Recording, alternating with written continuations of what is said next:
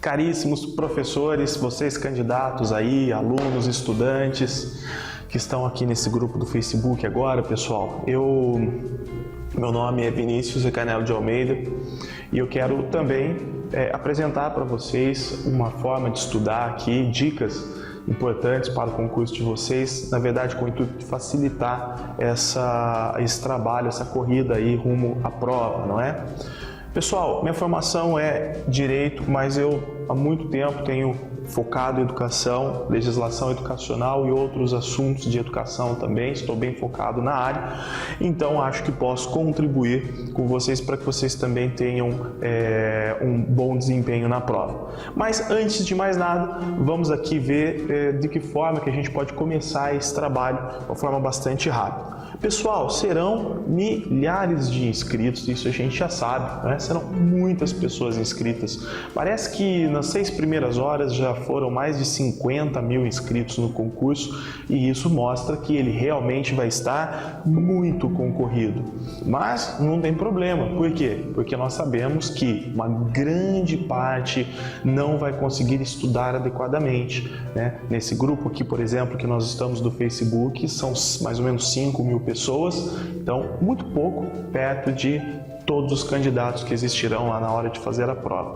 Bem, eu quero falar com vocês e auxiliá-los nessa corrida na parte de fundamentos da educação.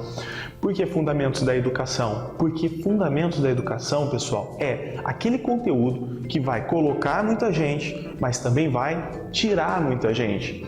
E fundamentos da educação é um conteúdo bastante traiçoeiro. Vejam, são muitas e muitas obras que você precisa estudar. São muitas referências, textos, leis, artigos.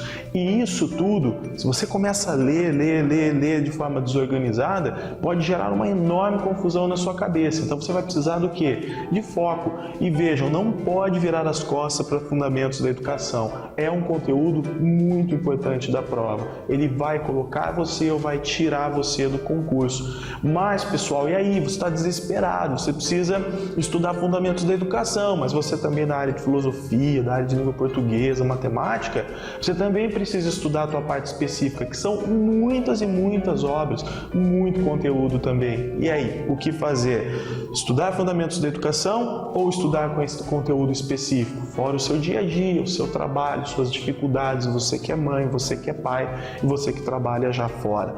Bom, pessoal, eu aconselho o seguinte: nós temos que estudar de forma muito pragmática fundamentos da educação, encurtar o caminho aqui, pegar a manha da prova e nos dedicarmos muito para conteúdo específico, fazer muita leitura em conteúdo específico, tá? No entanto, ambos têm que ser estudados. Por isso, o que eu sugiro? Vamos otimizar os estudos, pessoal. Se você está muito perdido aí nessa hora, não sabe por onde começar, qual o material que você vai ler, o material que você vai atrás, né? Às vezes você fica desesperado, colhendo conteúdos do YouTube, daí você vai, pede para um colega e tudo mais, mas na hora de estudar e compreender, fica difícil, não é?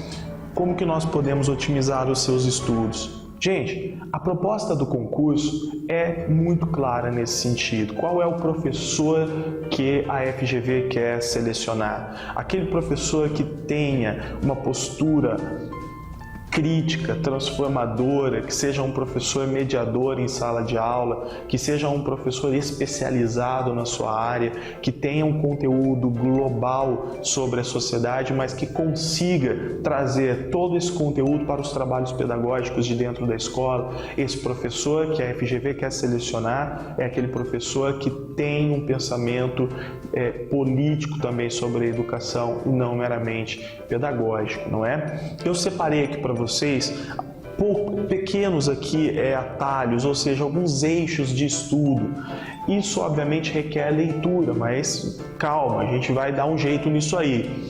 Eixos de estudo, pessoal, ou seja, o que de fato eu vou procurar nas obras, o que eu vou unir no meu material de estudo para que facilite o meu caminho e eu possa então ter um resultado melhor, eu possa estudar todas aquelas obras muito rápido, de uma forma muito dinâmica e bastante concentrada. Primeiro eixo, gente, história da educação. Não tem como, você vai ter que passar pela história da educação, você vai ter que ver tudo que aconteceu, e a obra de referência do professor Demerval Saviani, uma obra complexa que traz lá uma série de fatos que ocorreram no decorrer da formação histórica da educação brasileira.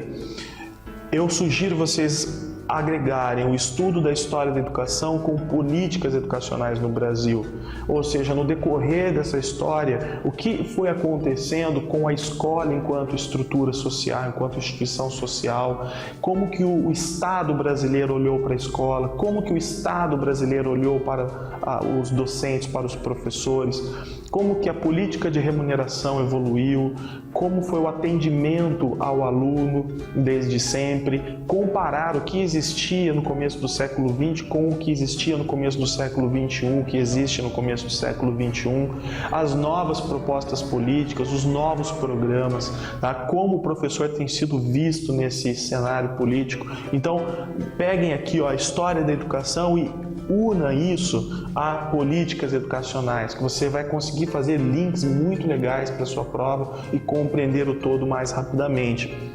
Também, no momento de se estudar, colocar currículo, diversidade e avaliação juntos, mais inclusão e transformação. Então, no momento de se estudar currículo, diversidade, avaliação, inclusão e transformação, é necessário que comece a pegar aquelas obras que trabalham no mesmo sentido. Por exemplo, avaliação, os artigos do professor Lucchesi, que estão na obra da avaliação escolar, ou então, aí a gente pega diversidade, as diretrizes que vão falar, né, da diversidade cultural no Brasil. Com relação ao currículo, como que a LDB vem se estruturando, por exemplo, desde lá da pode pegar da década de 60 até hoje, como que a LDB vem trabalhando o currículo, o que nós temos aqui de currículo que é produzido pelo Estado e sugerido à escola formalmente, e o que pode ser trabalhado dentro da escola de forma autônoma pelos professores. A inclusão diante de estudo, o currículo inclui, a diversidade tem sido trabalhada de forma também que inclua os diferentes, a avaliação inclui, então, colocar a inclusão como um núcleo das discussões, e a questão da transformação, da escola libertadora, do Freire, a escola que transforma o indivíduo, que faz o indivíduo a repensar, a refletir sobre sua sociedade, a transformação trazida pelos ideais histórico-críticos da educação, né? Crítico social dos conteúdos também. Então vejam que nós temos aqui uma junção de coisas. Então você está estudando lá a LDB, você está estudando as diretrizes, os PCNs, tente articular isso no mesmo resumo, no mesmo documento de estudos e dialogar com essas palavras, com esses núcleos aqui. Teorias psicogenéticas e didática, pessoal. Como o indivíduo aprende? De fato, nós somos seres históricos e nós temos aí nossas diferenças de aprendizado. Como o indivíduo aprende? O que o Piaget, o que o Vallon, o que esse pessoal todo, o Vygotsky, o que eles nos ensinaram? E de que forma isso influencia na didática do ensino, no planejamento de aula, a visão que o professor tem que ter do aluno?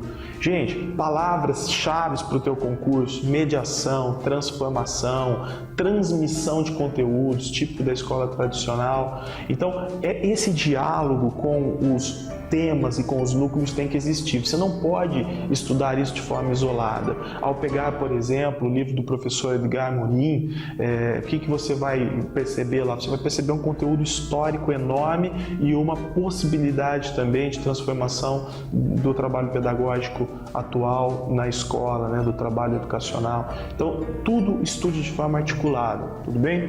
Mas, pessoal, eu não vou ficar por aqui, não. Nós vamos fazer uma aula juntos também, uma aula com resolução de exercícios, uma aula rica em conteúdos. Então é o seguinte, eu vou ministrar uma aula para vocês sobre políticas educacionais no Brasil. Então nós vamos ver aí assuntos de lei, de diretrizes, políticas locais, políticas nacionais, globais, o IDEB, avaliação em larga escala. Vamos ver uma série de coisas que pode ser muito importante para a tua prova. Só que tem um probleminha, as vagas são limitadas, tá? Então o que eu preciso que vocês façam? Vocês estão vendo o e-mail meu aí no Facebook, que eu coloquei logo embaixo. Mande e-mail para mim que nós estamos montando um grupo. A partir do momento que nós montarmos o grupo, aí eu vou já mandar o e-mail para o grupo avisando onde nós vamos assistir, onde vocês irão assistir a aula, como pegar os materiais e horário e data e horário, tudo bem? Então coloque o seu e-mail aí, a gente vai fazer uma aula bem legal, muito produtiva, convide seus amigos, mande os e-mails para mim o mais rápido que vocês puderem, para a gente agilizar já, para dar o número mínimo de pessoas, a gente agilizar esse conteúdo, fazemos a aula e já captarmos mais assuntos importantes, tudo bem? Depois dessa primeira aula a gente vê uma outra surpresa para o teu concurso. Gente, é o seguinte, está o meu e-mail aí, entrem em contato, tirem dúvidas comigo, um grande abraço, até a nossa aula e bons estudos para vocês, tudo bem? Até mais!